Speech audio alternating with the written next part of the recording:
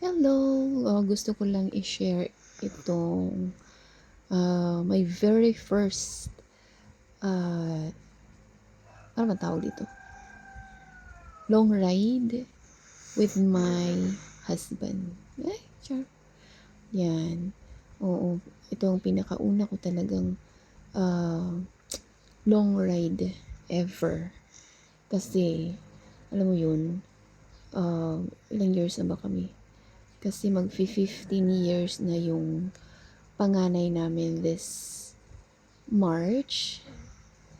So that means 16 years na kami, guys. So for 16 years, wala pa kaming motor noon. Nung nanganak nga ako sa panganay ko, ano yan, sumakit pa yung paa niya palakad-lakad. Kasi yung mga kailangan bumili ng gamot while nasa ospital ako. Yun. Talagang kung alam mo yun, kung iisipin namin or siguro ako lang, kung iisipin ko ngayon na dati wala pa kaming motor, tapos hirap pa yan siya maglakad kasi masakit yung paa niya. Ngayon naka-NMAX na, tapos magra-rides, iba yung sinasakay. Ay nako. Anyways, yun, kaya ako sumama.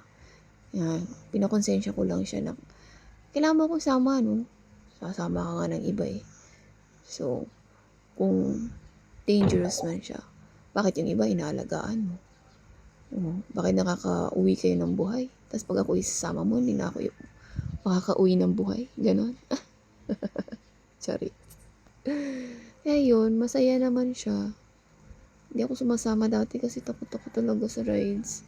Na disgrasya na din kami dun sa first namin na motor eh. Yun.